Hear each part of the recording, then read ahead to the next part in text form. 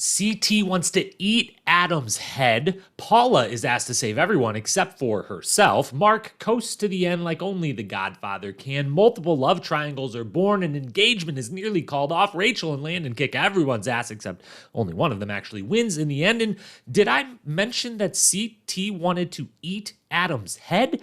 It's the Duel 2 full season rewatch and recap coming up right now.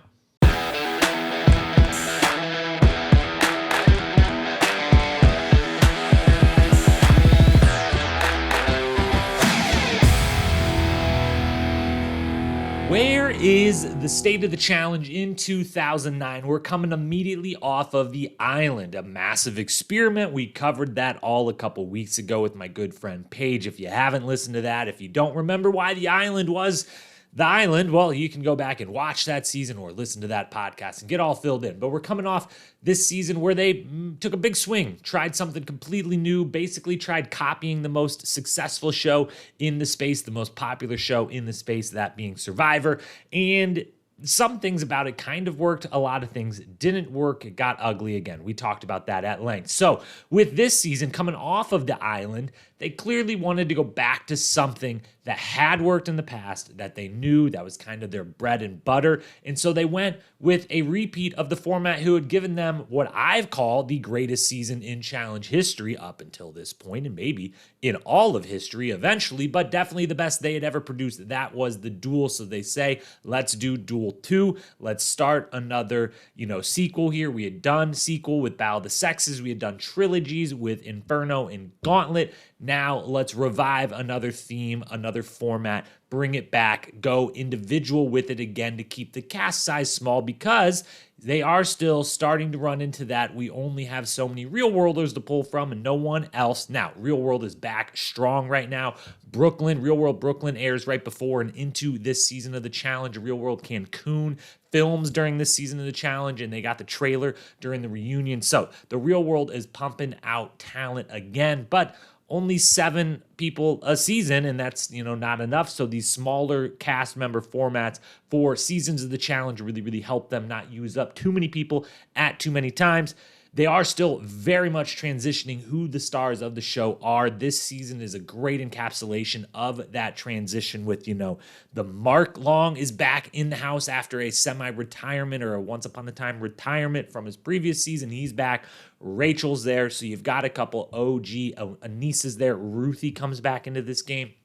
You got some middle of the eras, people like a Brad in Orlando. You've got, your new era with Evan being the one representative of the JEK era in this particular season. You've kind of got a little bit of everything. Paula's there. Definitely, they're leaning on Paula at this point, or starting to, as one of the new faces of the show. So they're still transitioning. There's a little bit of the old, a little bit of the middle, a little bit of the new.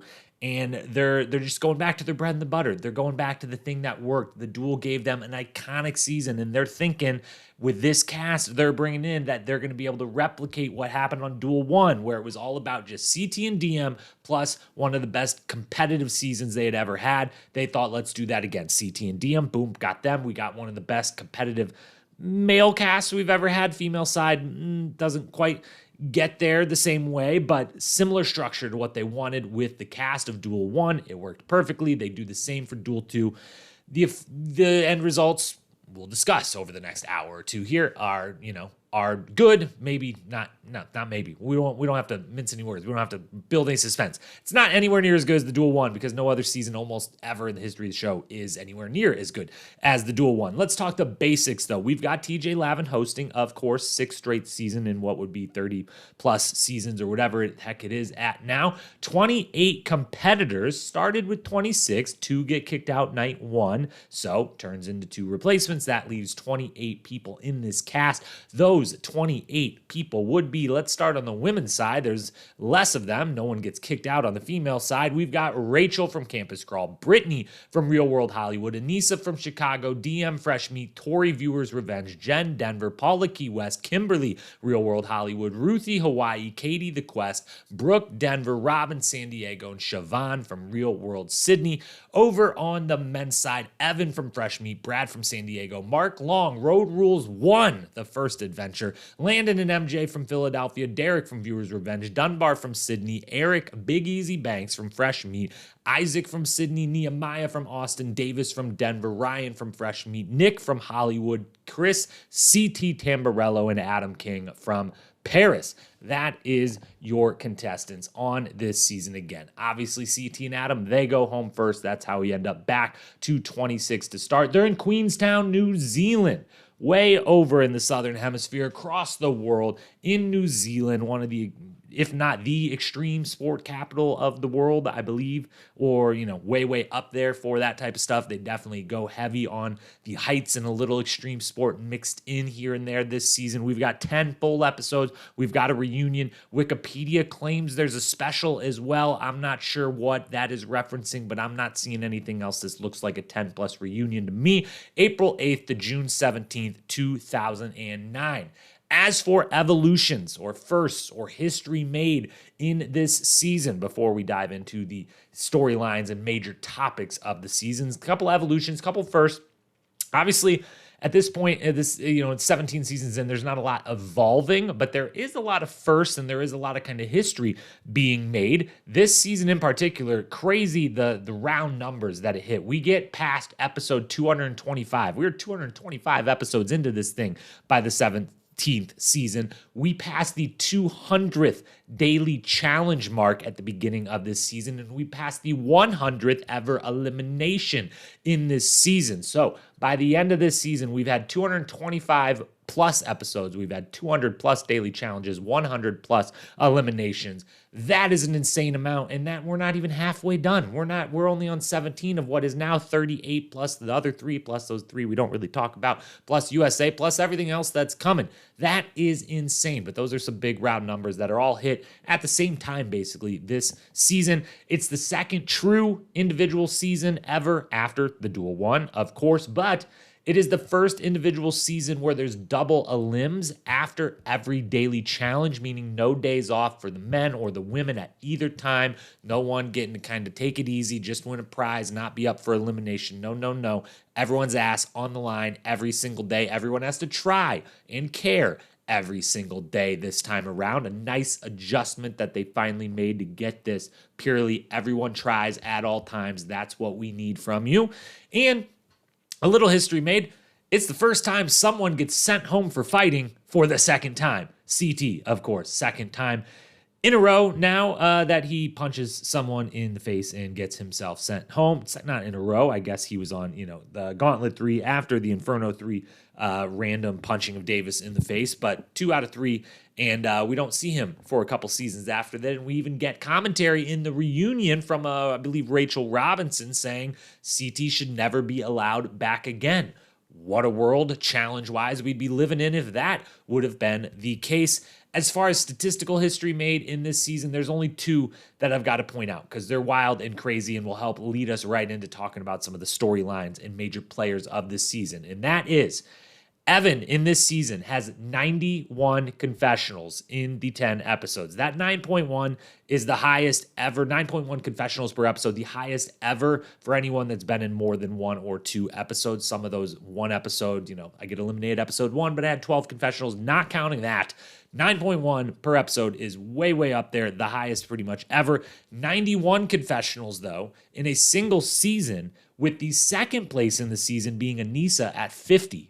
Evan has 91. The second highest is 50 for Anissa. He has almost twice as many. That gap, I don't know for sure. I don't have the exact numbers to pull that up, but I feel confident saying that is the largest gap between first and second confessionals in a given season that there has been or ever would be. It's insane that he has that many more than everyone else, but no one else was really doing much narration, much joke making, much of anything in the confessional. Plus Evan was running the game. He's in 3 eliminations. He's in the final. It makes sense that he's a focus, but that gap is massive. Speaking of massive gaps, we also have the fact that only 7 of the 28 cast members on this season win a daily challenge. There's 18 total daily challenges to be won, 9 daily challenges, 2 winners per, a male and a woman. So there could be 18 winners, and only 7 people actually get a win of the 28 cast members. I again, don't know that that's a guaranteed record, but it feels like there's no chance that any other season has been this dominated by this small of a group of people as far as who's winning the dailies, who is taking power. I think of the couple fresh meat seasons and maybe those ones. You could have had this happen between Evan and Coral winning, most of one while they were on in fresh meat, or Evan and Laurel and Kenny on fresh meat too. But even there was a couple other winners. That number gets higher than 7 out of 28, 25% of the people. So those two numbers are crazy. Those are the really only statistical things that stick out from this season. That's kind of where we are going in. That's the high level stuff that takes place. This leads us right on into talking about the biggest storylines of the season. We've already referenced a couple. Now let's dive into them deeper. The biggest story of the season has to be what happens in episode 1 right away. I don't know if it's night 1, if it's night 2. It feels more kind of maybe like a night 2, whatever. First night that we're really seeing the big party takes place and the big fight takes place. Maybe the biggest fight that we've ever seen in challenge history, as far as just how horrifying and brutal and out of control it was. I don't even know that's really an argument. It definitely is. It's the scariest fight we've ever seen in challenge history. That's for sure. It's between CT and Adam. Let's set the stage. What goes down? What causes this to happen? CT and DM are coming into the season. They are broken up. The producers certainly want to, the CT DM storyline to be the big one, coming off Duel 1, obviously, seasons ago, and everything that's happened between them since. We find out early on they've broken up. DM has told CT, maybe I'll marry you in 5 years, but career first for the time being. That leaves CT heartbroken. DM references that he is in a bad place mentally overall. This is the part I'm not 100% on. I know his brother passed at some point. I don't know if this is around the time that happened or that was later on. We hear the two of them, CT and DM, that is discussing, that and her maybe not being there in that moment for him in future seasons. But I don't remember exactly when that happened in the timeline in, season-wise. But either way, DM references CT, regardless of me and him having broken up, is going through some stuff. Then he and I break up. That doesn't, go well for him. He's not in a good headspace. And then CT, being a little antagonistic, decides to go and have sex with Siobhan. They get caught. Everyone sees it, or not sees it, but hears it on the roof. They get caught coming back in. They're confronted about it. They admit to it, or at least she does. He kind of doesn't, but does at the same time. Everyone doesn't know. Should we tell DM? Should we not? Adam tells her straight up, like, I haven't heard anything yet, but if I do, I will tell you. Of course, CT sees that. He doesn't like it. Then DM eventually finds out from Katie and others, and CT decides, Adam told DM, now I'm mad at Adam. I'm a little bit drunk. Adam and I already have a bit of a history anyways. Here we go. I'm going to kill the kid. And he borderline, I can't believe Adam is standing and comes back in such a fury after the punch he takes, because the initial punch, they get in each other's face. Adam's not backing down. And CT pauses and says, hey, Adam, and then clocks him across the face. Just the worst punch we've seen in the history of the show. Single punch, the strongest, most brutal single punch. I might even add into that the season after this we're going to talk about, Duel and Brad. Now that one a little extra because Brad's head is against the ground, and so he's getting hit from both sides or whatever. We're not going to discuss which one's worse. They're both horrifying and crazy that either of these two guys were standing after it happened. It was wild that Adam was still standing, but CT lands the huge punch. Adam comes back. They're throwing bows.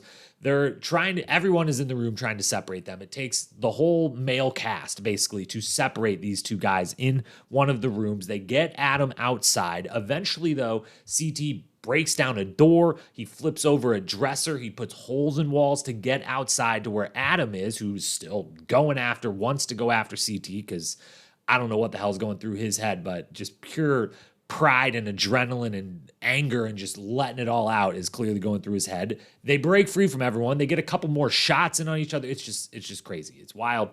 It's definitely the scariest scene the house has ever seen. It definitely changed, I would hope and assume, and by what we see after this, the security type of rules, because the fact that there's just the one little, field producer security-ish guard there trying to hold CT back, when all the other guys are like, all right, we'll give up. This guy's breaking everything. We can't stop him.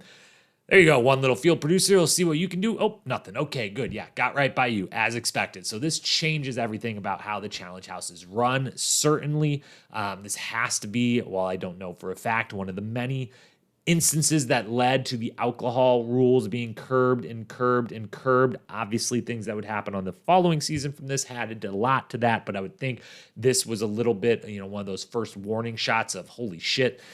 We maybe shouldn't let these guys just drink whatever they want to drink and not have security around and want things like this to happen because they can get out of hand really, really quick. It's wild. It's crazy. It gets both of them eliminated. And after that, they're gone basically immediately. It's wild. They're gone so fast that they don't even have a day to record any interviews. Neither of them have confessionals because they've only been there a day or two. They haven't even recorded any confessionals yet, which is another just crazy thing of how quick this happens. And it ruins the season more or less, which is why this becomes the biggest story of the entire season, even though it's just the one episode. And it's like, all right, we move on from that. It really does hamper the season in a huge, huge way because they were going in with CTDM is going to be the huge story. CT in general always is at this time. If he's on the season, he's the story. He makes himself the story one way or the other for good or worse. And they were definitely hoping for that. And that's why you would think they casted it the way that they casted it. The way, we're jumping ahead here, but we already covered it. We just covered Fresh Meat 2, and we talked about how it was the best casting to get the right storylines that they wanted, and it played out perfectly for production exactly as they had hoped that it would. This season is almost the opposite of that. They went in, they didn't put a Wes. He was still not back. They did not put a Bananas or a Derek or an Abram. They didn't put Jody just to round out Wes and Jody, the Duel 1 winners, neither of them there. But mostly on the men's side, they tried to clear it out for CT to have all the room to work, all the room to dominate. They knew the other big names they were putting with them, the Brads, the Evans, the Marks, the Landons could be a little more submissive as far as storylines would go. And they cleared out for CT, cleared out for the CT DM. Like, let's rehash that. Let's make that as big as it can be.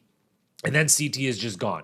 And then on top of that, Adam is a super fun personality to have around in the house. He usually produces some really good underdog storylines that he's got going and is just a wonderful, great glue guy in the house and in a cast. And they're both replaced by MJ and Nehemiah, who are solid glue guy cast members themselves, but really don't bring a lot of story or entertainment to this season as the replacements, certainly nowhere near what they were hoping they were about to get from making CT the focal point of the season with the DM, the former love interest, Adam, the former rival there, and, full reign to run in the house, but with a bunch of big dudes. The other thing, they casted this for CT to be the star of this one because look at the dudes they casted with him to actually give him some physical size competition, to not let him be just the big bully. We've got Evan, who's massive, Mark, who's massive, Landon, who's an absolute beast. They bring in MJ, who's massive, Derek, who's massive, just all the way down, Davis, who's huge. All the way down the line, they're like, we're going to put as many big guys in the house with CT as the star that it all revolves around and see what happens. And then they lose that episode 1, and it hampers the season completely. The season does obviously go on, though. They don't just say, we lost the guy we were looking to be the star of this one. Well done. We're going to fold it up. No, of course not. They go on and produce a wonderful season. It's still a very good season, but it's hampered by that. But the biggest storyline then that actually takes place over the course of the season, and another one that maybe a CT or Adam being there would have or could have shaken up, is the fact that the Mark, Landon, Evan, Brad alliance that comes into the house as a firm alliance, they all pick a partner. So we got Mark with Rachel, Landon with Brittany, Evan with Paula and then DM, Brad with Tori, of course. Those 4 couples are in charge of the game. They're running the game from start to finish, and that is because no one can beat any of them in any of the daily challenges. As we referenced in the earlier part of this, Landon wins 5 of the 9 daily challenges. Rachel wins 4 of the 9. Britt wins 3 of the 9. Mark and Evan win 2 each. So Landon, Mark, and Evan all 9 of the male side of the daily challenges, they get all 9 of the wins. They are always in control of the selection, the draft, the picking process, the order, whatever the heck you want to call how they decide on who's going into elimination. The duel for the second time, same as the duel one. Whoever wins, they say the first name, you say opposite gender, you draft until one of each is left standing there. Those are going in. They get to pick their opponents. But when Landon, Mark, and Evan win 9 out of 9 of the daily challenges, their little group, their tight alliance, always is at the top. None of them are ever going in by being at the bottom of the list. They're only going in if they get called out. They kind of adopt MJ into this, and they swap in Paula out, DM in when, CT obviously goes home, and then Paula goes for Dunbar over MJ after they've adopted MJ into this alliance for the time being. That upsets Evan. It puts both of them on the outs for a minute there. It ultimately leads to Paula going home when she loses to Anissa.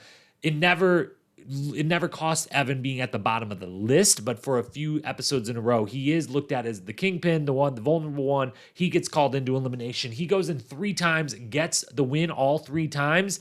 But honestly, even if he would have lost one of those eliminations, obviously that changes who wins the season in the end, but it doesn't change this group of people running the game because you still got Landon and Mark, and I don't know if anyone's beating them in any of these daily challenges that they won 7 of the 9 of them anyways. So, it just this group runs the house in a pretty historic way for a season that's not a team-based season. For an individual season, this group of 4, kind of really 5. It's pretty much the 4 guys plus Rachel, and if you want to even drop Brad out of that, it's really just Mark, Landon, Evan, and Rachel running it. Throw Britt in there, respect, 3 out of 9. Those 5 are running this game. They're making all the decisions, and no one can ever do anything about it, and everyone is too afraid to call out Landon or Rachel to ever change things up. That was the only way anything was going to change on the whole season, is if Landon or Rachel gets called into the elimination and beaten.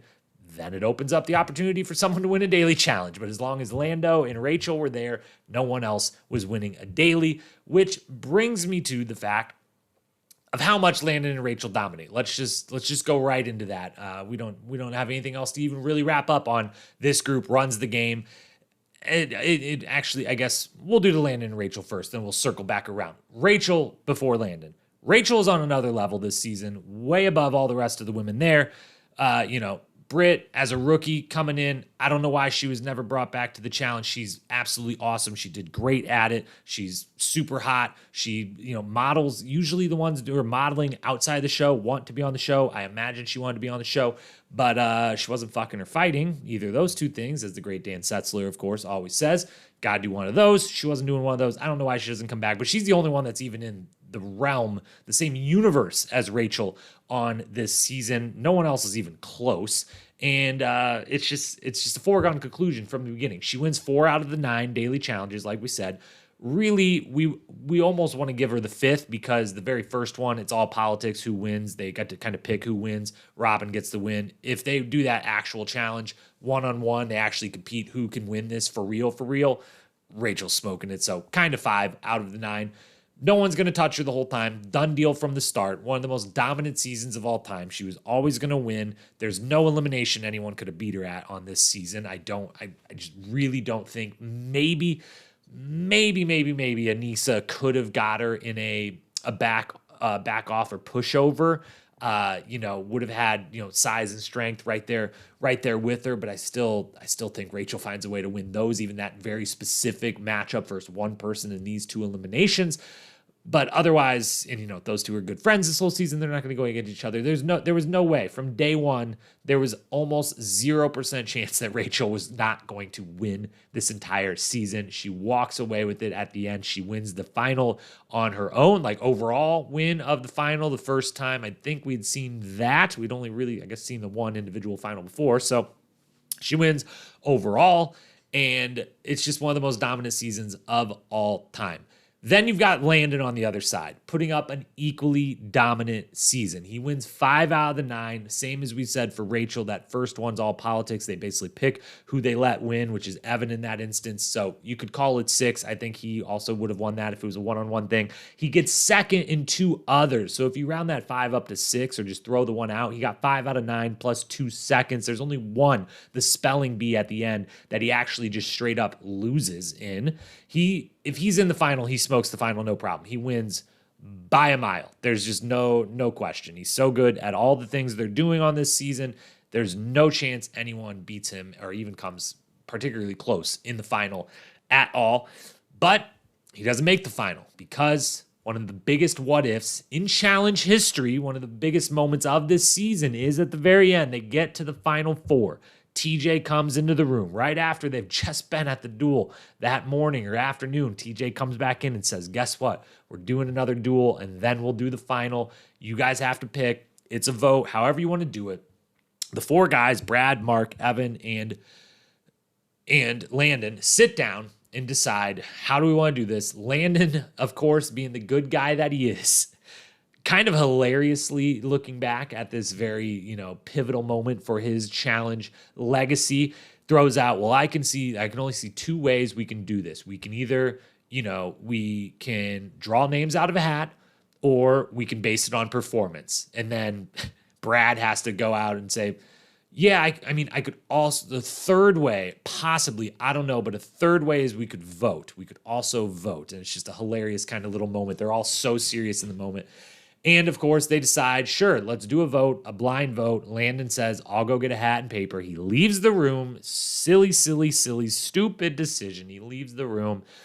Evan immediately looks at Mark, looks at Brad, signals, we're doing it, right? We're doing it. They vote for Landon. Now, I think even if he doesn't leave the room, I think all of them are eventually going to say, we're voting. We're not doing a performance-based thing or anything like that. And I think the vote is still for Landon, even if they don't get to talk about it. I don't know for sure, but the only way I see it going different is if they decide to vote for Brad, having not won any daily challenges that season. But if they vote for Brad, I would imagine Brad calls out Landon. So I think we get the same matchup no matter what, because if they, even in the hypothetical, they vote Brad in and they learn that, it's back off, he gets to pick. He doesn't want to pick any of those 3, but if you're playing that game that they end up playing, you want to get the closest to a size matchup as you can get. Evan and Mark are massive, way bigger than Brad. He's picking Landon anyway. So I think either way, they end up in there, but it's really about the loss. Brad is the only person who has ever beaten Landon at anything in the challenge, ultimately. Obviously, he hasn't won 100% of the daily challenges, but damn close in a crazy way. Brad's the only one that's ever beat him straight up in anything, and that is a huge notch in Brad's belt, and he does it with the incredible clutch move. We'll talk about the elimination later. Spoiler alert, it's nominated for the best elimination of the season, but Landon loses round 1. He's just wrestling Brad. He's breaking the rules. TJ just blows the horn and says, "No, we're not gonna let that fly. Brad, just put your thing up. You win round 1. Landon, you can't just wrestle him. You actually have to go for the hook. Those are the rules." And then round 2, Landon throws Brad into a wall before taking the hook and putting it on and winning that round, that point. And then the third round, the massive move, the clutch move from Brad, one of the greatest moves in challenge elimination history. Landon does the smart thing. He learns finally, he gets his head right and realizes, what have I seen before in this game? You need to be by your hook. That's where you wrestle, by your own hook. He does. He wrestles Brad to the ground right next to his own hook or underneath it. But Brad, super clutch, super smart, stands up, flings the hook as far as he can in a big old circle, sprints for his. Landon catches his hook, but can't get the carabiner on there in time. Brad clips in on his first attempt at the clip. He wins in stunning fashion, and Landon is out. And this is just a huge what if all around, because if Landon, again, if he wins this, doesn't go into this elimination or wins this elimination, he wins the final. He smokes Evan and Mark, as good as Evan does, as amazing as Evan does in this final. Landon wins that. Landon becomes the 4-4-4 champion. I don't think it changes anything on Fresh Meat at all, because he still would have got the same draft pick. He still would have been looked, undervalued a little bit in that season, and it would have been West versus Kenny. He would have been in the middle. Everything the same happens. He ends up in a couple eliminations. Everything the same happens. Him being 3 for 3 versus 2 for 3 doesn't change anything, because they still come into that season the fresh meat as this guy is the best guy in the house anytime he's in the house. And so this prevents this one win from Brad, this amazing clutch performance and move from Brad stops Landon from being in consideration for the greatest player of all time. He's still in that debate for me and many other Lando Commando hardcore fans out there, but 3 for 4 doesn't hit the same as 4 for 4, and it makes it all the worse when arguably the one season he doesn't win is his best season of all.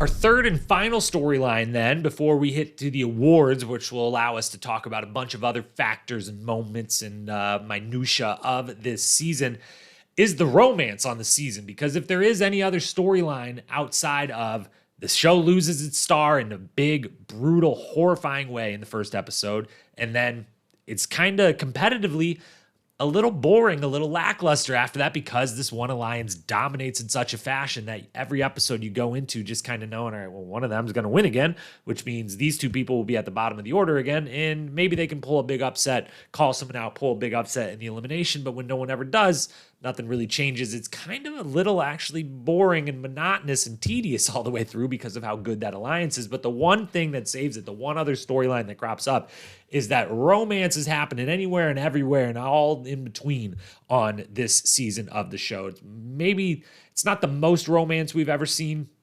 Definitely maybe most hookups ever is Fresh Meat 2, which we talked about when we talked about that. But as far as actual relationships that are attempted and definitely love triangles that are had, this season takes the cake. Let's run through them quickly and either do the classic ship or don't ship. Any thoughts and opinions about each one? First one, chronological order here. CT and Siobhan have sex. I think we covered that one. I don't think CT was all that interested. I think that was just purely out of spite. And I think Siobhan saw her chance to have sex with CT. And who's going to say no to that? If you're a rookie, you don't know what's going on. CT says he wants to hook up. You're like, that seems like a good time to me. You go ahead and do that. The fallout of that is obviously the big fight. We've discussed that. Let's move on. No ship there. Then we've got Ryan and Davis. Absolutely ship this one. Love this one. Mostly because I'm going to forget exactly when it was said, but I believe it was Ryan on the Duel 1 or the Gauntlet 3. I forget which one. He and Tyler were both on both of those seasons. I believe it was the Gauntlet 3, right? Am I getting that right? I think so. Where they have him and Tyler make out once heavily, and then Tyler is like, I want more. Ryan's like, I'm not into it, so we're gonna not drunk make out either because I don't want a relationship. He references in one of those, if they would have given me Davis, this would be a different story. He says in a confessional on another season that he was looking forward to or hoping that he'd come across Davis in one of the seasons. They have a hot and heavy make-out hookup in one of the early episodes. Davis then unfortunately goes home, which is a bummer because we don't get to see anything else play out between these two, but we love it while we see it. Absolutely ship Ryan and Davis, and great job, Ryan, speaking that one into existence. Great job, casting directors and casting crew who heard Ryan say that and decided, yeah, we got to make this one happen. Plus, they're both great on the show. Why not get them both in there?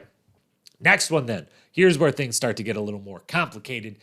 That would be the Paula, Dunbar, Kim love triangle plus Dunbar's maybe girlfriend that he has somewhere at home. Love tripod. I don't know. One person at the top of 3, picking between 3. I don't know what you want to call that, but Dunbar puts himself in a pickle on this one. He and Paula had a little romantic feelings on the island. They come into this one. Paula is like, I like to have someone who I can kiss anytime I want in the challenge house and have it not really mean anything, but I just kind of like to have someone around to have that little release. She's one of the all-time goats of that particular strategy of getting through the mental hell that is a challenge house. And her and Dunbar, it never really happens on this season. He's kind of, being like, we're just really good friends. I care about you a lot. I like you. We're partners in this game, but we ain't doing that. Plus, I maybe have a girlfriend, or maybe I just said that to try to deny you, Paula, and be nice about it. But that backfires because then him and Kim get all hot and heavy out in the woods. They get caught by Paula herself. It's hilarious. It ultimately ends all 3 of their games. Not that it really would have impacted anything else, but Paula here is the one that's of interest because it does if it impacts any of them, it impacts Paula because Paula is in the main alliance. She is in with Evan. She is Evan's partner, and Evan, Mark, Landon, and Brad are running things. And that means she's right in with that gang. And if she doesn't have that initial vote where she chooses Dunbar over MJ, which is what they've told her to do, then she's with Evan the whole time. She's getting called the whole time. Now, does she get called out by someone else to go into elimination? Maybe, but I don't know that she certainly makes it further in the season, if not all the way to the end. And so that another big error for Paula. In another season where she definitely could have made that final. And again, she's not touching Rachel in this final, but she's really in the battle for second place, and she shoots herself in the foot. It's a whole thing between her and Evan and Dunbar and everyone. And the relationship between the three of them, Dunbar, Kim, and Paula, I love Dunbar and Paula. It's just the bickering couple that all challenge fans kind of have a soft spot for them in the challenge house. We're going to get more of those two together, of course. I kind of like Dunbar and Kim, though. It felt right. It felt good. And so we'll give it a ship over a no ship. Then we got Jen, Rachel, and Anissa, maybe triangle there. Jen and Rachel coming off of the island. Another one where the thing about all these romances is we've seen them all before. So while it's great that we've got something to cling to for a storyline, it's a storyline we've seen before. We've seen Paula and Dunbar before. Kim's a new element to that, but we've seen the Paula Dunbar dysfunction, and now they're left hanging at the end or kicked off early. We've seen CT just, out of spite, have a random hookup. We've seen Ryan make out with a dude before. It was a little different this time around, but it ended just as quick because one of them ended up going home, and then both of them ended up going home. We've seen Jen and Rachel before, the season prior. They come into this season, though. It's a little cold at first, then it warms up in the middle. Then we find out that Anissa claims her and Rachel basically have a 7-year relationship going, which is a bold thing to say, from when they maybe at first. She references maybe they hooked up way back on Battle of the Sexes, and we never saw that explicitly. We know they were good friends. I think there was some flirtation there. We eventually get them as partners way down the line on an X's season, which is great. But Jen and Rachel get hot and heavy again. They rekindle everything they had the previous season. There is a weird dynamic between them, those two, and Anissa. Rachel basically has to just try to be I'm just playing my game. I don't want to do anything political in this game because I'm just going to win everything anyway. So why do I have to try to get this messy? And thankfully for her, Jen goes home at the right time to then transfer back to just me and Anissa are the best of friends here, ride it out to the very end. So we ship it because we loved it on the island between Jen and Rachel, but we're seeing it again, this new element to it. We don't have enough of the backstory, enough of the details with the Anissa element of this to make it anything too riveting, but it's still enough to carry the story for an episode or two. And then finally, the one we've also seen before and we'll see again another season or two later is Brad and Tori coming into this season, having started dating back on the Gauntlet 3. Now they're engaged. Now they're moving in. Now they want to start a family. Now Tori's pissed that Brad doesn't have a real job and just wants to do challenges. And that comes up halfway through the season. That causes her to take her ring off, leave it in the room, and exit the room, making Brad think, did she just call off our engagement? It's a mess. They're bickering most of the time. They make up at the end, right in time for Tori to then go home. Brad, at least, wins the $35K in the end. Who knows? Is Tori going to be happy with that? He walks back and says, all right, I got the $35K. That's something. You wanted me to make money. Here you go. I don't know if that's going to be enough. We ultimately know that this story gets better before, way down the line has a falling out in a bummer resolution to it. They obviously go on to win Cutthroat together. But this one, it's interesting, but it's kind of painful to watch because we really are attached to Brad. We really like Brad and are rooting for Brad at this point in the challenge career, especially on a duel. We're like, all right, he almost won the duel 1. He's coming back. He's doing really good here, but now he and her are having these issues. It's causing, they're dominating this game. They could make it to the end together. And it's just it's an interesting storyline, certainly. It's impactful in a multi-season storyline of these two together, and then ultimately not. But is it all that interesting or engaging for this particular season? Maybe not. And if I got to stick with the game here, the gimmick here, ship or not ship, I don't ship because they don't end up together long term. And I think both of them, are ending up in better places and good places today. But definitely wasn't a fan of watching this all unfold or having to rewatch it again, knowing where it would ultimately go way down the line.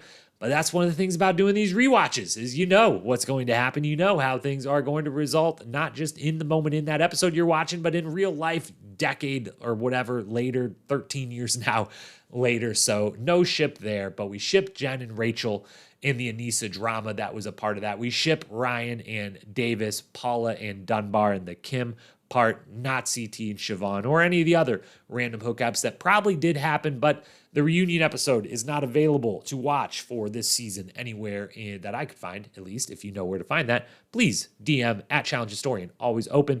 That's usually where we find out about a couple extra secret hookups, but I don't think, it doesn't seem like there is probably any likely ones for this season. So that is the romance. That is the main thing that they really cling to episode by episode. Is there at least anyone hooking up, anyone arguing that we can focus on? Because those same group of people just keep on winning.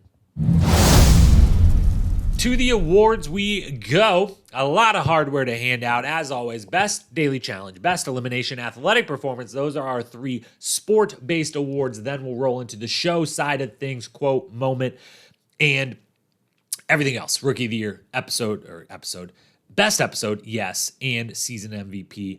I'm getting all screwed up. Let's go one by one. That'll make things easier. Let's start with the best daily challenge. Couple comments on the daily challenges as a whole. Maybe the best collection of dailies we've ever had. They really nail these. They go 9 for 9. They're all well run, well produced. There's the proper equal mix of partner and individual where it's actually, again, there's only the one challenge right at the start where the political alliances of the house come into play and someone just kind of wins by default because of the alliances. But even that one is really good because it's, you know, they at least play a real true kind of 6-on-6 rugby to start before they then do the whole political thing that happens after it. So great collection. Actual true competition, almost entirely physical other than the spelling at the end, but it's all, you know, athleticism, kind of random, a lot of climbing, more evenly situated athleticism stuff, not just like strength or size on any of them, anything like that. I really like this collection of dailies. It's incredibly good, just rock solid. There's no bad ones. They're almost all good, a couple great. Let's talk about the best of the best. We've got 4 nominees.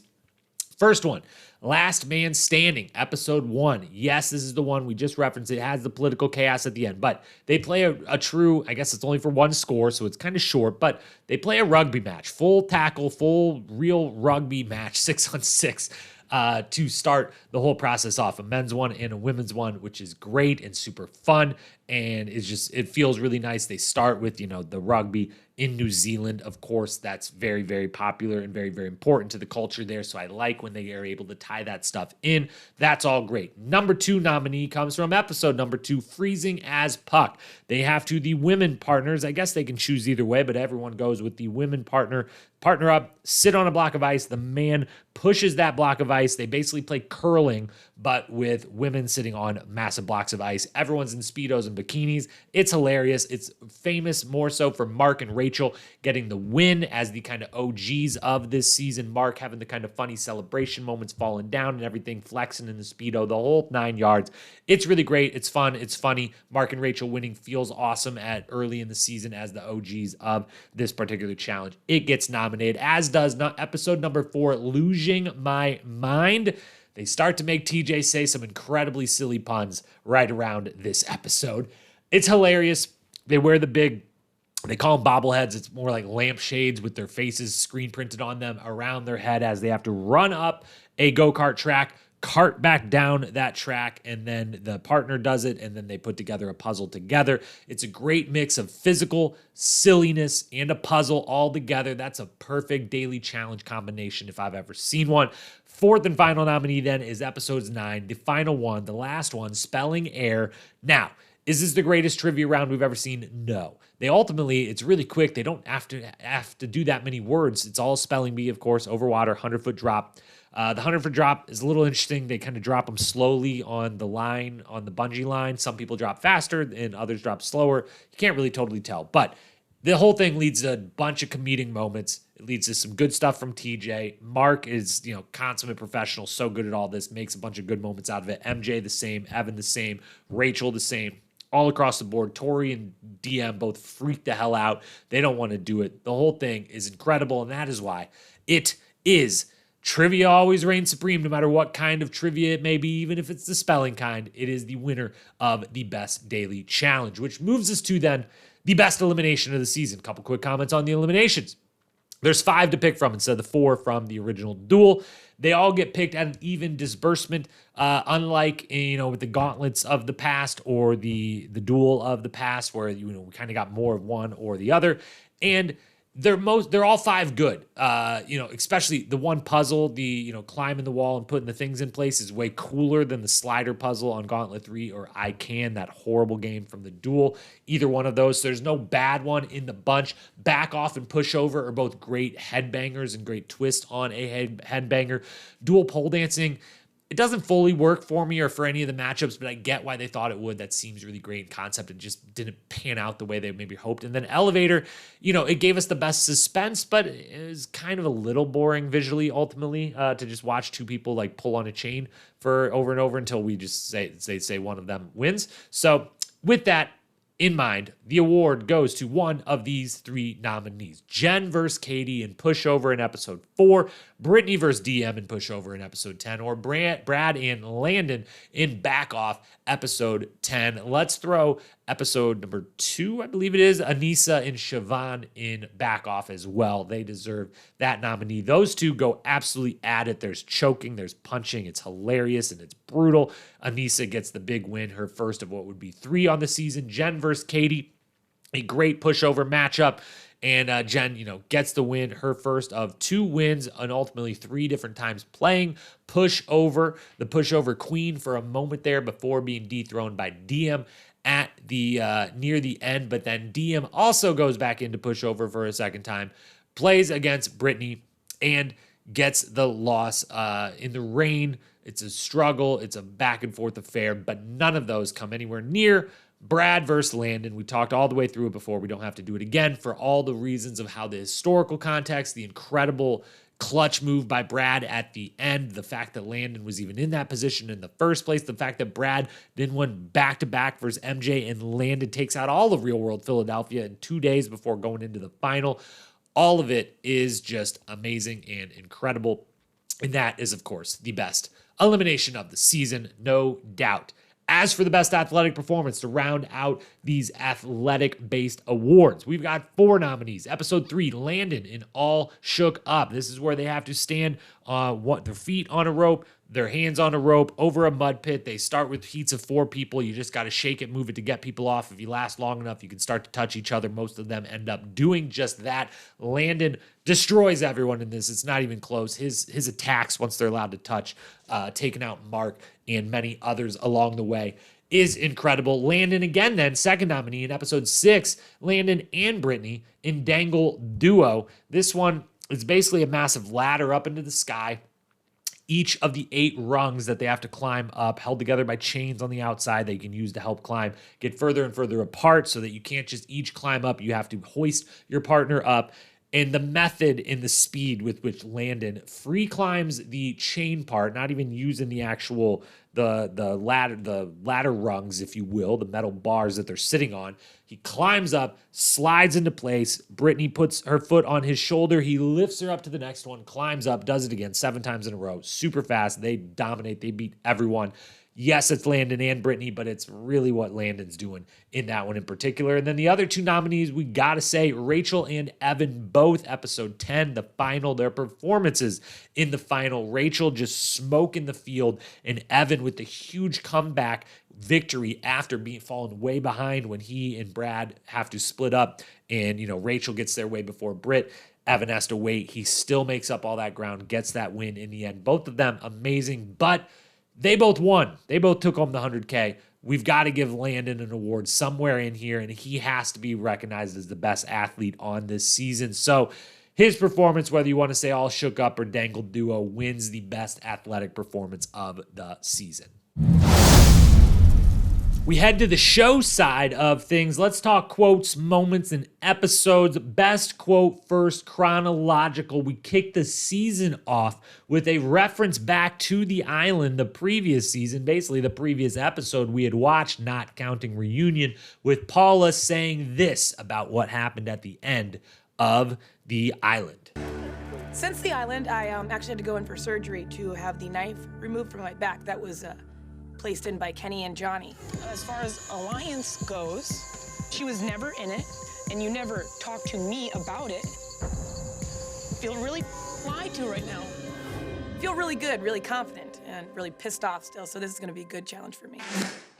Can always count on Paula to crush it in the confessional booth, coming off a confessional Queen Dan Renzi Award win for the island. Will she get it again here? I don't know. Let's figure out the rest of the nominees. First, Evan in episode 3 talking about the crazy experiment that is a challenge house. The problem is this. I'm trapped in a house with 26 crazies.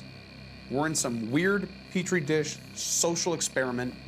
The game does funny things to people, and I don't know how to save myself. Because right now, I'm feeling the heat, and it's starting to get to me a little bit. He definitely has a hard time this season. His buddies Johnny and Kenny aren't there. He doesn't really have his normal gang. He still's got a nice, big, strong alliance, but he's left a little in the cold for a brief moment there, and that is at the moment where he tries to wonder, what is this petri dish? It's a great, great quote. Then we've got Isaac in episode 5. A storyline that maybe we should have elevated all the way into one of the major storylines of the season, because for one episode, it was Mr. Lando Commando clips Isaac's toenail off. His toenail that he's been growing for, how long had you been growing those toenails again, Isaac? I grew out my big toe, both of them, for about 6 months. And then somebody came along with vicious, malicious intent, and they cut those toenails. And that's why I had to do what was right. Call into the duel. All right. Just obviously iconic stuff from Isaac. His toenails are clipped. He's not happy about it. I could have played, I think, 4 different times he says in confessional, like, you don't clip a man's toenails. It took me 4 months. He upgrades it to 6 months for that particular quote. It's incredible. That moment is hilarious and funny, as was that quote. Then we got Evan again, episode 8, talking about MJ during the Upside Downer Daily, where MJ is rocking one of many awesome hairdos that he has on this season. Hair looks awesome. MJ's really long, and he's got his superpower hair, which, if you look closely, started to actually fly. He was using the flow as wings, propelling himself out to the Maori carvings. And then final nominee for the quote of the season is TJ Lavin himself, always being witty during a trivia, or in this case, spelling bee competition. Take it away, TJ. Okay, we're moving on to 7th grade. You guys are in junior high, killing it. The disrespect. You guys are in 7th grade now, killing it. Just to be clear, they started in 4th grade. They go 4th grade, 6th grade, 7th grade. So, they're basically passed through middle school by the time that daily challenge has ended. Of all of those quotes, there's a few others that could have been in there. Only 5 make the nominees. But if we've got to give it to anyone, even if it's in reference to a totally different season, the best quote of this season is the first quote of the season is Paula, episode 1. I had to go to surgery to remove the knife put in my back by Kenny and Johnny. It's just wonderful. It's incredible. It's wonderful. And Paula is great. We cannot give her the Dan Renzi Award for the 2nd season in a row because, however, we've got to give that award to Evan. It has to go to Evan. He has some good quotes, obviously 2 nominated here. He's got good confessionals throughout. But as we said at the very start of this podcast, he has 91 confessionals. The second most is 50.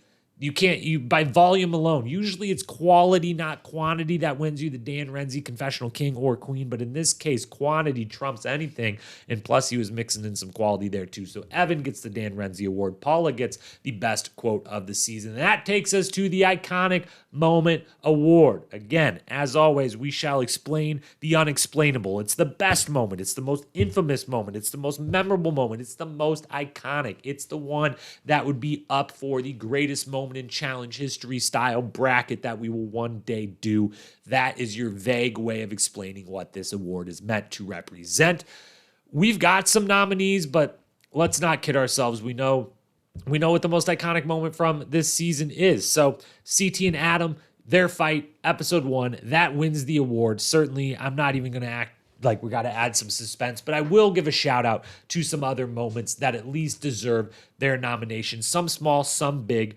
The next one, chronologically, episode 4, Evan herding the sheep. Evan herds sheep a couple different times this season, but they have one segment to open episode 4, which is him out running on the mountainside with a whole bunch of sheep. He's got a rope around one, like a little leash. He's just having a great old time. He's talking about it in confessional. It's one of the more lighthearted, really fun, just random moments of the season, with not a lot of those types of moments. So had to fit that one in there. Episode 5, then another nominee would be the birthday party for Easy and Brad. The trick lap dance with Anissa starting, blindfolding Easy and Isaac filling in. And then, of course, this all leads into Landon clipping Isaac's toenails and all the commentary about that. So that all molded together as one big moment long, segment of an episode. That gets nominated. Episode 9, the entire Spelling Error Daily Challenge gets a nomination. But between Mark and MJ and Brad before... My confidence is okay. I really think I'm a fantastic speller. F-A-N-tastic. I just think standing on these planks would be kind of Gnarly? gnarly. Spell gnarly. It'd be kind of gnarly. It's an easy one. K-N-A-R-E-L-Y. That is incorrect. K-N-A-R-L-E-Y. Gnarly. Good gnarly. G-K? K, what are you talking did I about? say? See? I'm already You're on the done. ground now. Gnarly. Spell golden. G-O-L-D-E-N. Correct. Correct. Golden. Rachel's quote when she wins. Rachel, your word is pinnacle. P-I-N-N-A-C-L-E,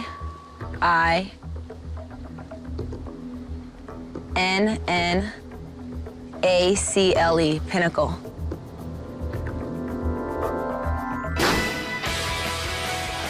Good job, Rach.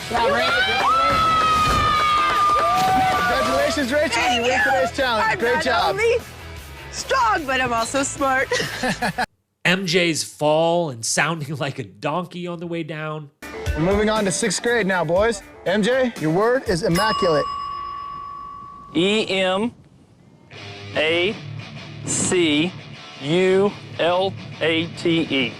Immaculate. Boom. I'm gone.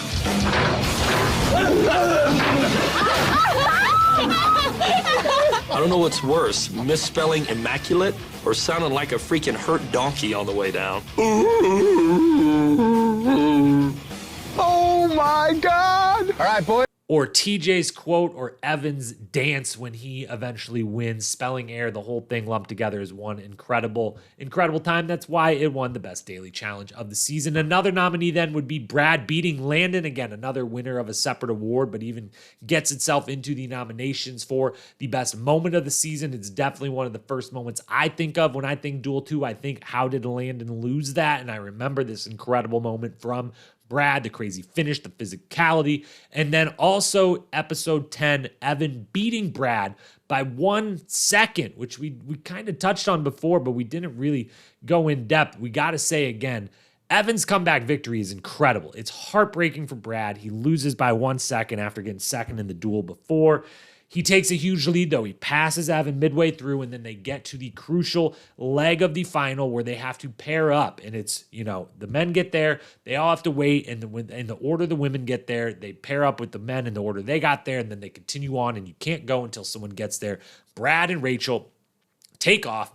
Evan believes he is defeated. He's like, by 10 seconds, Brad beat me to this spot, which means he's going to win overall because I don't know where the hell Brittany or Anissa are.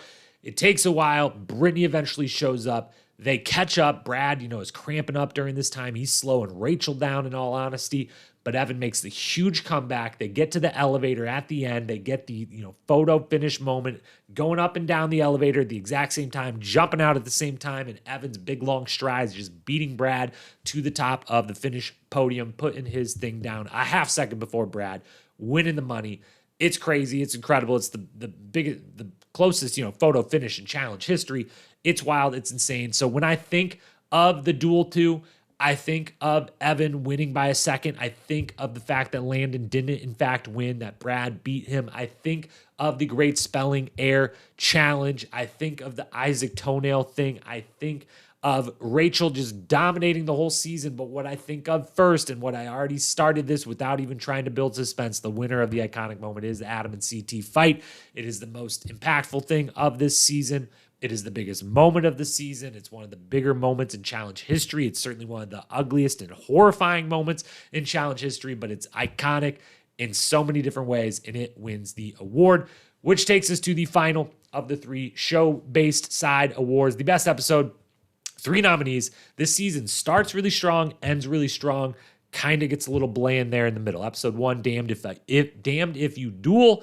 Episode 9, Till Death Duel Us Part, or Episode 10, Duel or Die. Those were the 3 highest rated episodes of the season by yours truly. Yes, if you're asking, are all 10 episodes this season have the word duel in the title? Oh, you bet your bottom dollar that they did that. Damned If You Duel, Till Death Duel Us Part, Duel or Die. What else did we have on this season? They're incredible. They deserved to be called out. Duel, if these duels could talk, Deja Duel, Dueling for Dunbar, Duelers on the Verge of a Nervous Breakdown, Duality, Duel, What You Gotta Duel, Duel Unto Others. Those are just some incredible names and way to work Duel into everything you were doing. But the best of those episodes is the first one. It has the highest rated, the only one to crack the A tier of episode rankings, Damned If You Duel, CT Adam Fight, everything CT Adam, DM, that whole mess, the party that preceded it, a really good daily challenge, ultimately a decent elimination at the very end, everything across the board, a lot of entertainment, as premiere episodes have the ability to be. This one succeeded. We've then got our individual awards, the Rookie of the Season and the Full Season MVP. Let's start with the rookies. There was a decent amount of rookies on this cast. Let's see here. Who was up for this award? We had an Isaac making his rookie debut. We had a Nick from Hollywood making his rookie debut. We had Siobhan. We had Brittany. And was that really all that we really had? Man, we didn't have nearly as many rookies as I was thinking when I started talking. So, and Kim, of course. And Kim and Isaac and Brittany are the top 3 for sure. Kim, Isaac, Brittany, they all make an impact. Nick really not doing much in his one episode. But Brittany, of course, is the winner of the Rookie of the Year. It's not even close. She gets second overall. She wins an elimination, wins 3 dailies, gets second in the final. Is the smartest one there by teaming up with Landon right at the beginning and latched onto that. So even though Isaac and Kim, put up some solid performances for rookies, they, Brittany, by just competitiveness, makes it all the way to the end and gets the Rookie of the Season award. That takes us to the MVP, though, where no rookies will be found in the MVP discussion for this season. As always, where were you? Gone too soon. The top 5 ballot. Where were you? Gotta say, Mark Long. Former MVP. Not really sure. I mean, he's there the whole season. He does a good job when he does pop up on screen, but he's really in the background. He's just coasting Godfather style. Just everyone loves him. He's competing really well. He's got his strong alliance, and he's just kind of not a lot going on outside of that. So, former MVP, not producing a lot. We got to at least put him in the where were you? Just, we got to treat everyone the same, even the Godfather. So he falls there. DM, similar. Not super at the forefront after some seasons where she definitely is, up to and including the Duel 1. And then Jen, I might even throw in here. She's always providing a lot. She provides a decent amount. I guess she probably really doesn't belong because for a couple episodes, she's really the star between winning eliminations and having the Rachel romance love triangle with Anissa. So knock her out, but Mark and DM are the only ones that get any sort of deserved where were yas. As for Gone Too Soon, just one, and that's Ryan. Ryan goes off to a hot start this season, and I feel like if he makes it far in this, he's the one that maybe could have provided a lot more entertainment and definitely gotten himself into this top 5 ballot, which we will get to now. A little harder to fill in than most seasons. Again, story-wise, there's just not a ton going on here this season, and it's really carried by a couple of people and some storylines that aren't, comparatively speaking, that crazy or big or interesting compared to other seasons and compared to certainly the first Duel season, which is an unfair comparison, but this is the Duel 2. What else are we going to compare it to? But our top 5 goes like this. Paula comes in 5th. Paula does great this season. Good confessionals.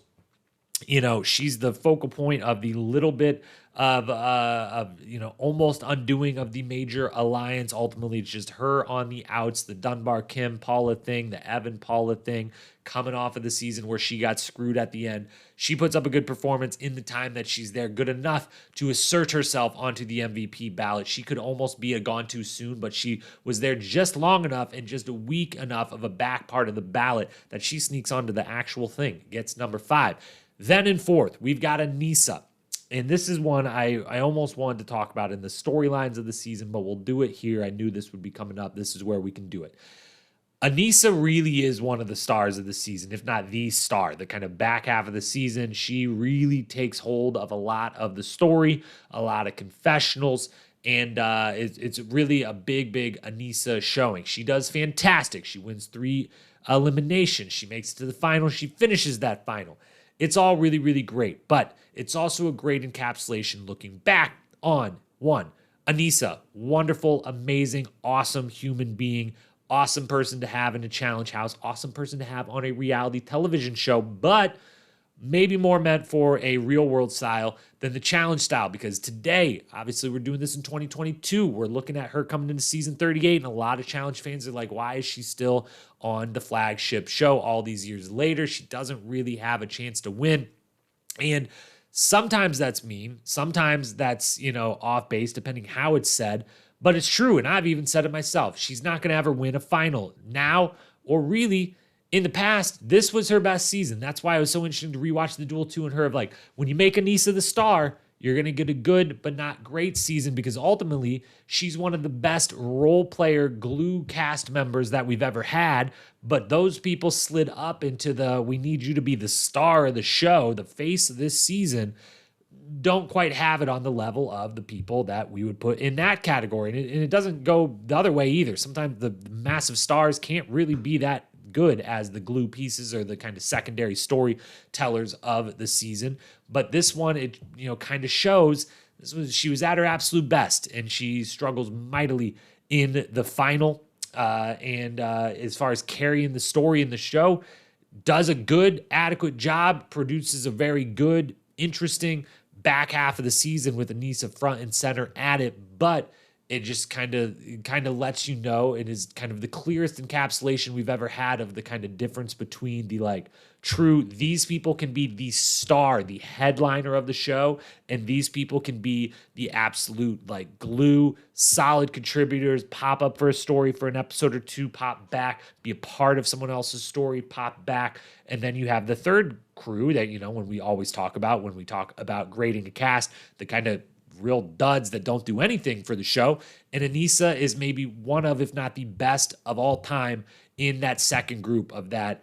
You shouldn't be the one. You're not the MVP of the team. You're not, if we go sports analogy with this, you're not the number 1 star on a championship winning team, but you're one of the best number 3 stars, one of the best starter levels in the league. That's why she's on the show forever. Yes, though, it is kind of interesting to look back and be like, at your best, she actually says a quote during this, I think she says something to the effect of not being able to win or something like that. I'm forgetting it now. But regardless, this is her at her best. And yes, she's going against Rachel, Duel 2 Rachel. No chance of beating her there, but it's just a real good encapsulation of why Anissa is still on this show all these years later, because of how good she is and how good she is to production, and just what a great glue character she is to have in the house. But it's also a great encapsulation of why everyone is kind of furious that sometimes that she is still on the show, because we want to have anyone there have a shot at winning, and it doesn't feel like she has a full shot at winning in the finals that they do nowadays. I've been talking way too long about this. Let's move on to the top 3. Third and second, Rachel and Landon, for very similar reasons. They both kick ass the whole time competitively. That puts them, in confessional booth a decent amount because they're always in power. The storylines revolve a little bit around them always being in power. Rachel, even actually, we're going to bump Rachel up to second, Landon back to third, because Rachel throws in at least the Anissa Jen, situation that gives us a storyline outside of just kicking ass. But they kick so much ass, they have to be on this ballot. Rachel eventually gets the win and has that auxiliary storyline as well with the romantic element that puts her in number 2 behind or in front of Landon, who comes in at number 3. But the winner, hands down, it's not even close, is Evan for so many reasons. Obviously, he wins the whole season. He wins 2 daily challenges during the season. He goes 3-0 in eliminations, and it should be said, 3 eliminations where he doesn't get the big physical ones, where he's just overmatched. The other people are overmatched against him. He has to do the puzzle 2 different times. He has to do, does he do the puzzle 3 separate times? No, elevator once, the puzzle twice, and all of them versus matchups where he could very well lose, where he'd get called in there and they draw the card they want to draw to try to knock out the eventual champ of the show, and they don't. Plus, again, the 90-plus confessionals to the next closest at 50. He's the narrator of this season. He's always in the driver's seat. He's, is part of the story, as big a part of storylines as anyone on this entire season. This is just kind of the Evan season. And it's good. It produces a really great season for him. It's a great testament to him, especially obviously with everything that would transpire and him being one of the people banned from this show now, and people's thoughts and opinions on the JEK era in general and Evan and Kenny in general. You look at the one season where he's there without those other 2, where they kind of all bring out the worst in each other a little bit as far as how they act and treat others around them. And he's the lovable guy in the house. Everyone has a good time with him. He's driving everything. He has friends, and it's just an interesting encapsulation of a guy who we can never separate any of the other stuff that would come or be known. And he's kind of left off now at this point of, if you talk about the greatest to ever do it and how dominant certain people were, he's just left off because you kind of leave off all the people that have been banned from the show. But if we didn't leave him off, he's about to win another one in a row after this. And this single season here with the daily wins, the elimination wins, and the final performance, and kind of running the game and getting in with that alliance from the start, which he's the one kind of oddball. It makes sense Mark and Brad are together and that they would loop in Landon. Evan, I didn't totally get how or where that all came up, that he was such a firm part of that. It's an incredible performance all the way through. It is what it is. Evan is officially a season MVP, the season MVP of the Duel 2. Final thing we must do then, we've broken it all down all the way through, but we've got to give out the final season grade, put it in the pantheon for all time. Where does this season stack up with the 16 that came before it, and eventually with all these seasons that would come after it? We do female cast, male cast, sport grade, show grade. Let's go here with female cast first. That's an A-. It's one of the better female casts we've ever had. So good that it gets all the way up into the A tier. The bottom of it at an A-. We've got heavy hitters Rachel, Anissa, DM, Paula, Ruthie, and Katie. 6 out of 13. That's great. What's even more incredible, that there's no duds. Everyone else is a solid contributor. Brittany, Tori, Jen, Kim, Brooke, Robin, Siobhan even I'm putting in the solid contributor. Impactful couple seasons for Siobhan, even if both of them end up only being a couple of episodes. So A- on the female side, one of the best casts we've ever seen from that half. Then the male side, a little bit lower, but still very good. We put that at a B+. Heavy hitters, Evan, Brad, Mark, Landon, and CT. And what should be noted about that is Evan, Brad, Mark, Landon are the final 4. So we only got the 5 heavy hitters, which is a touch lower, but 4 of those 5 make it all the way to the end of the final 4. So that really, really helps the season when your biggest names are the ones making it to the end. That adds something to it. Solid contributors, MJ, Dunbar, Big Easy, Nehemiah, Davis, Ryan, Adam, Derek, and Isaac. The only dud I see in this whole group of the entire male side or women's side is Nick from Real World Hollywood, who, nothing against him, is just a 1 episode and done challenge career. There's not a lot to go on there. He can't go anywhere else but in the dud category. So with a little more evenly dispersed in the solid contributors, still good heavy hitters, we go B+ for the male, A- for the females. Then the sport grade.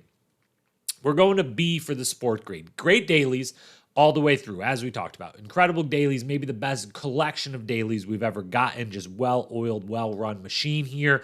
Pretty cool eliminations, 1 or 2 awesome matchups, but really the same eliminations over and over does get a little stale, and there's not that many great matchups, and there's that much suspense to a lot of them because there's no the big upsets. We kind of know who's going in every time. We kind of know the result's going to be, and so for that reason, even though everything's really, really good across the board, we can't go any higher than a B for the sport grade. And then on the show side, that's got to be a C+. There's really only the one epic moment, and it's a horrible one with the CT Adam fight. Yes, romance is everywhere, which is good, but as we talked about, we've seen all of them before. We've seen Brad and Tori, we've seen Jen and Rachel, we've seen Dunbar and Paula. That makes it, it's not as fun or enjoyable or interesting to watch as one's brand new that we've never seen before. So that, lowers that impact down.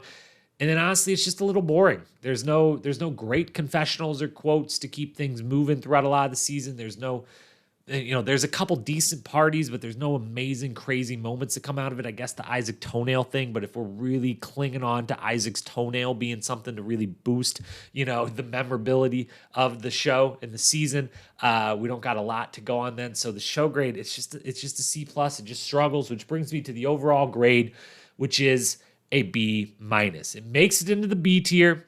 And this is where I led this whole podcast, literally led the whole podcast, was saying I was a little bit shocked with where I found myself by the end of this rewatch. But we got to be honest, this is not subjective. We're not brokers of bias over here. This season, where it falls in my favorite seasons ever, if I ranked all the seasons on seasons I liked and appreciated, is way higher than where I am putting it right here as far as just objectively which seasons are the best ever.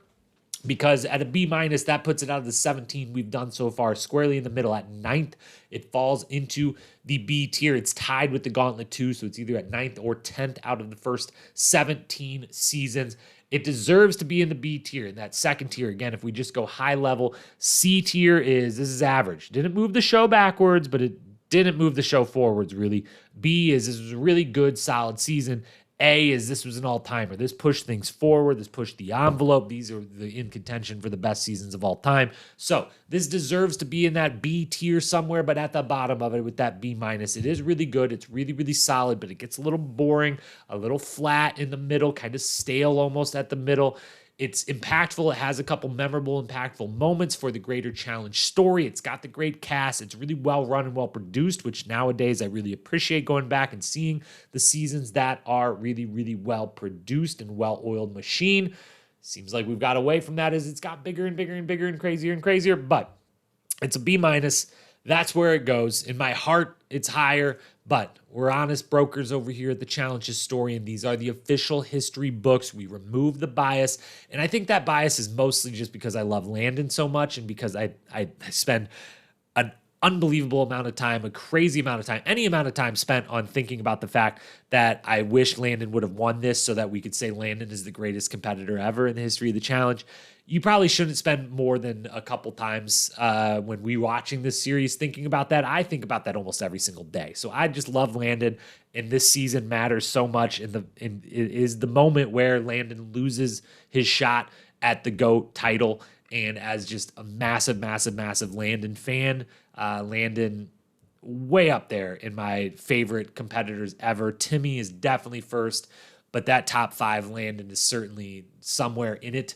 And so that's probably why I ranked this so high. And then because it has that one moment that you do at least think of like, oh yeah, Duel 2, CT and Adam. Holy shit, how crazy was that? And that we'd eventually get the Rivals season with them and everything else, CT's story and arc and everything. That kind of bleeds into it. But overall, objectively, rewatching it, it's a B-, fits in right in the middle. And I think ultimately when we do all 37 seasons, I think it's going to end up being right there in that middle class somewhere. It deserves to be in the B tier, no higher, no lower. B- it is. And with that, that's the Duel 2. That's season 17. It's in the books, which means we're on to season 18. We're kicking back into chronological here. We will have the ruins for you if you're listening to this now. By the time you listen, the ruins might already be out because it's coming out on Monday. So the rewatch series will continue, will roll on. I appreciate you being here, listening, watching, however you're consuming. It is appreciated. I love you for it.